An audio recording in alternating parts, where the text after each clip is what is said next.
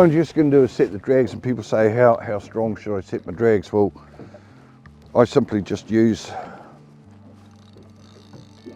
my eye. Once your drag is set, you should never have to change it. You see people doing this, and that's where people lose fish. You've got to be able to, the rod kills the fish, not the reel. It's simply the rod action, and we'll talk that through, so that even if a big fish comes on, he can still pull that off, and we're not going to have to adjust the drag at all. So what I want to do is get the minimum resistance. So when these fish are very fussy on the bite, they pick up a bait and there's a big sinker down there and they move off with it slightly. There's a resistance there and they'll just drop it. So by using even a tiny sinker like that, people will say, well, you're in 22 meters of water, you know, it won't get to the bottom. If you threw that hook over the side, first thing it did was sink, add a bait to it.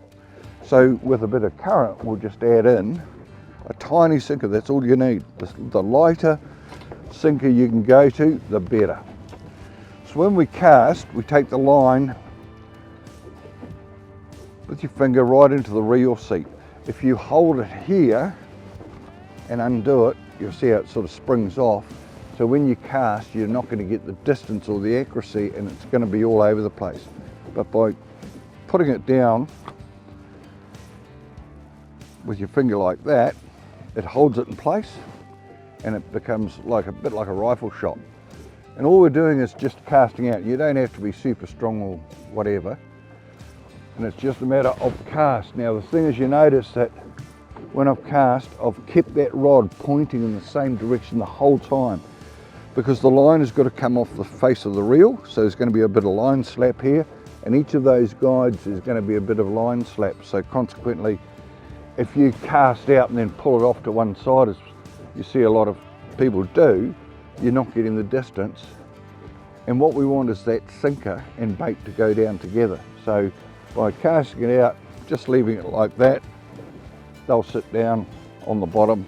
Okay, so we've just caught ourselves a fresh Jack Mac, and what we're going to do, it's a good solid bait, nice fresh, plenty of oil in it, and we're just going to cut it off on a slight angle like that. People say that's a big bait for a snapper, but it's not. They'll eat them no problem. So we're going to try and get the hook through there, and then slightly behind the head, and then rotate it up.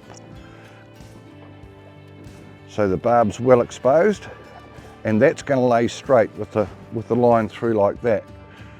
So there's a lot of weight in that. We don't need a sinker. We're just going to cast that out, and instead of a lot of these fish at the moment that are chewing on it, the smaller fish will come in, and hopefully the bigger fish will push them out of the way, and they'll grab that. And because it's a big solid head like that, it'll hook us up a decent fish.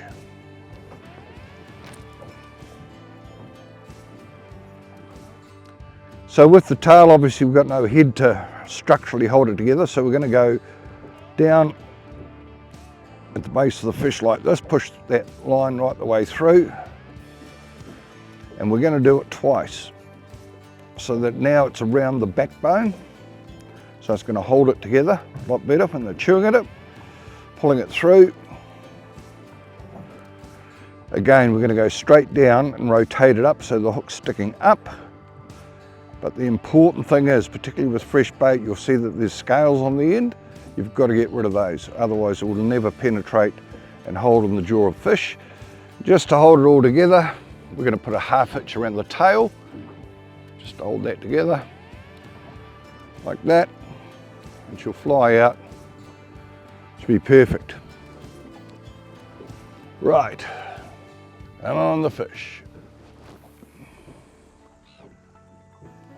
So this Jack Mac here, straight out of the water, because he's a bit bigger, we're going to get 3 baits out of him.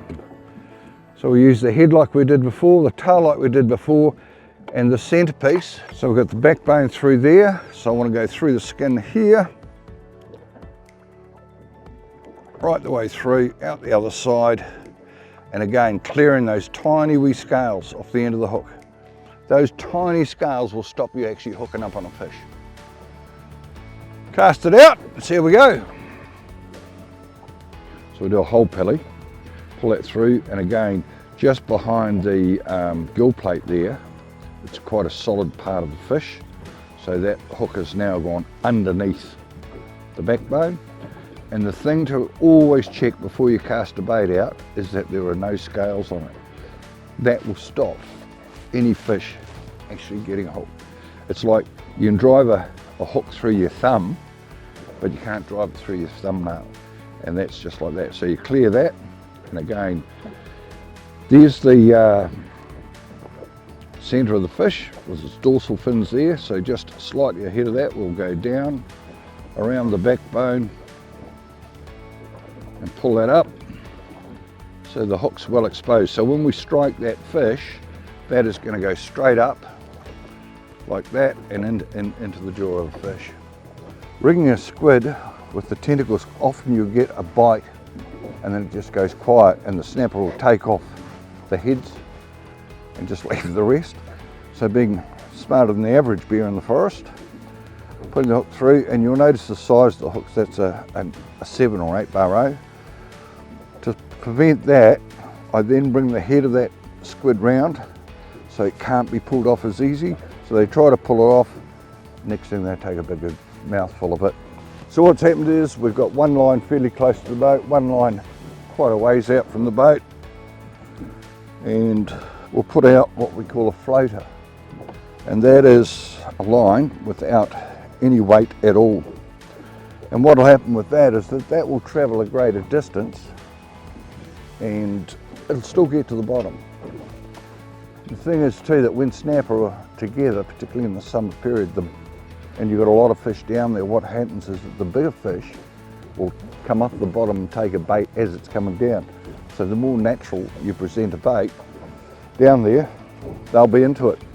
Little green bag if you wouldn't mind. Right, so there we go. We've just simply got a hook, no trace, no nothing, just straight on the end of the line. And this bait, I'll do what we call a butterfly bait. It's there, both sides of that, take the backbone out.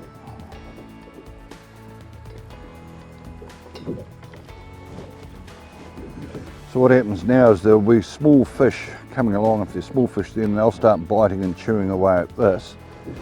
And it's natural survival of the jungle. The bigger fish will come in and grab that and take it away. So it just starts to get a bit more activity as far as aggressive feeding. So to rig this bait, something that's easiest thing is go through the eye, pull it through just like you're lacing your socks or shoes. And that silver line down there indicates basically where the backbone is. So if we put the hook down through, all the way there, that's now gone around the backbone once. That's an offset hook, you'll see the way it's offset. So by holding the shank of the hook on the side of the fish and pushing down, and then rotating that forward like that, that is now gone round the backbone. So as we tighten it up, it holds it together. It won't just pull apart. We'll whip that out as a floater.